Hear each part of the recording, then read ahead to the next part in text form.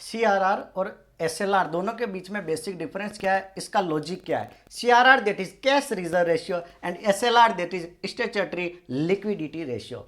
एक चीज मैं क्लियर कर लेता हूं कि RBI reserve bank of India proper बैंकों की मॉनिटरिंग करता है, प्रॉपर इन पर कंट्रोल करता है।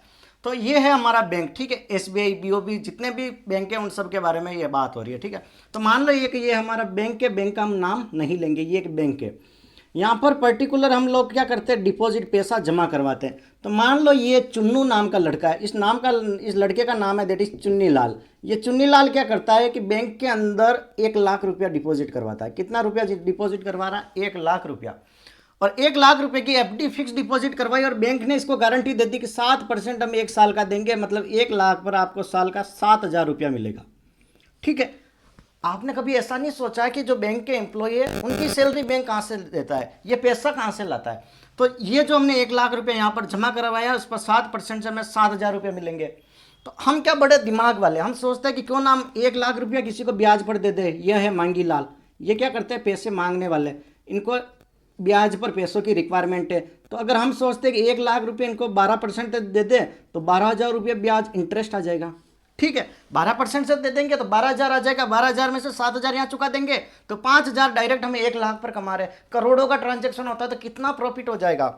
तो आरबीआई ने कहा अच्छा बड़े समझदार हो तुम, ऐसे तो तुम सबको पैसे दे दोगे, कल को तुम भाग गए तो ये बंदा तो मेरे से पूछने का है ना कि आरबीआई क्या करूँ मैं, कंप्लेंट डायरेक्ट मेरे पास जाएगी, मैं ही अथॉरिटी हूँ आरबीआई, तो ये डायरेक्ट मेरे ऊपर क्वेश्चन उठाएगा कि अब मैं क्या करूँ। तो मैं तो आरबीआई हूँ तो मैं क्या करूँगा, तो मुझे तो तुम्हारे पर कंट्रोलिंग करनी पड़ेगी ताकि भाग जाओ तो लॉलीपॉप तो चुसा दो 2-5 हज़ार रुपये दे के 1 लाख में से कि हाँ ठीक है वो आ रहे हैं, हम ढूंढ रहे हैं, ये अभी तक पकड़ो। तो बैंक ने इन पर कंट्रोलिंग करना शुरू कर दिया। कैसे? बैंक ने कहा कि आप जो डिपॉजिट जो आपको अमाउंट आ रहा है उसका 3 से 15% की रेंज हम डिसाइड करेंगे, उस रेंज का अमाउंट आपको हमारे साथ सेफ रखना पड़ेगा, रिजर्व में रखना पड़ेगा, उस पैसों को आप यूज नहीं कर सकते हो। देखो बैंकों की कहकर लेंगे ये, बैंक के पास 1 लाख रुपया आ गया, 1 लाख देखने में कितना, लेकिन 4% तो डायरेक्ट क्या कहा, हम सीआरआर कैश रिजर्व की फॉर्म में लेंगे, आरबीआई के साथ रखना पड़ेगा। तो 4% तो यहाँ चला गया।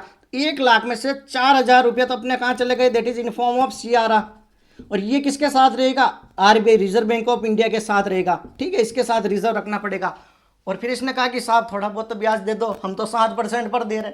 बैंक ने, आरबीआई ने कह दिया मैं कुछ नहीं दे रहा हूँ। अच्छा, एक तो मैं सिक्योरिटी दे रहा हूँ, एक तो मैं इतनी गारंटी ले रहा हूँ, ऊपर से मैं तेरे को ब्याज दूँ, कुछ नहीं देने वाला। तो सीआरआर पर कोई भी इंटरेस्ट नहीं मिलता है, ध्यान रखना, सीआरआर पर कोई भी इंटरेस्ट नहीं मिलता, बैंकों को कोई भी प्रॉफिट नहीं मिलता है। तो 1 लाख में से 4,000 तक गायब हो गए। अब बच्चे कितने, 96,000। तो हम सोचते हैं कि 96,000 तो अब सेफ रह गया, इसको ब्याज पर दे देंगे, थोड़ी ब्याज रेट और बढ़ा देंगे। आरबीआई ने कहा भाई मजाक है क्या, कल को ठीक है चुन्नी लाल पैसे जमा करवा रहा है, रामलाल का भी पैसा पड़ा है, रामलाल कल को आके बोल दे भैया मेरे को 40,000 50,000 रुपये चाहिए, कहाँ से दोगे, आपने तो सारा ब्याज दे दिया।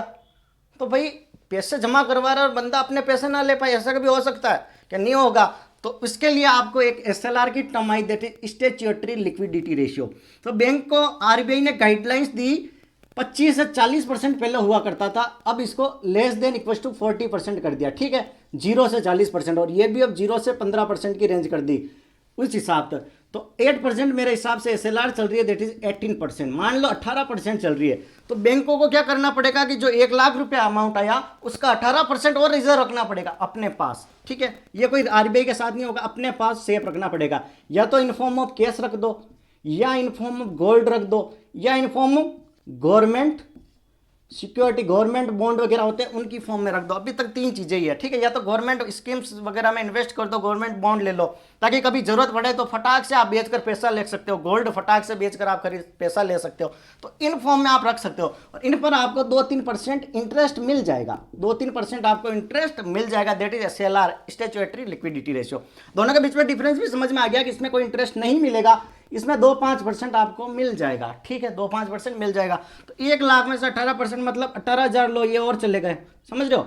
तो सीआरआर मेरा 1 लाख में गया 4%, एसएलआर मेरा गया दैट इज 18%, दोनों को मिलाता हूं तो हो जाता है दैट इज टोटल 22%। मतलब 1 लाख में से 22,000 रुपये तो आपको बैंक को सेफ रखना है, उस पर कोई भी कमाई नहीं करेगा।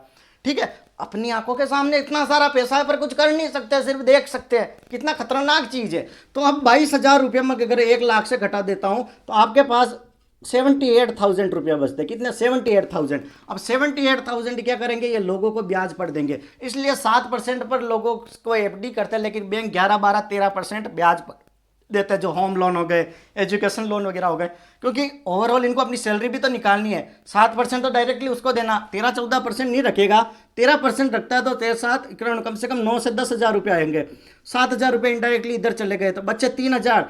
इस तरीके से ये कमाई करके बैंक का भाड़ा निकालना है, बैंक के एम्प्लॉय की सैलरी देनी है, फिर थोड़ा बहुत प्रॉफिट भी तो निकालेंगे।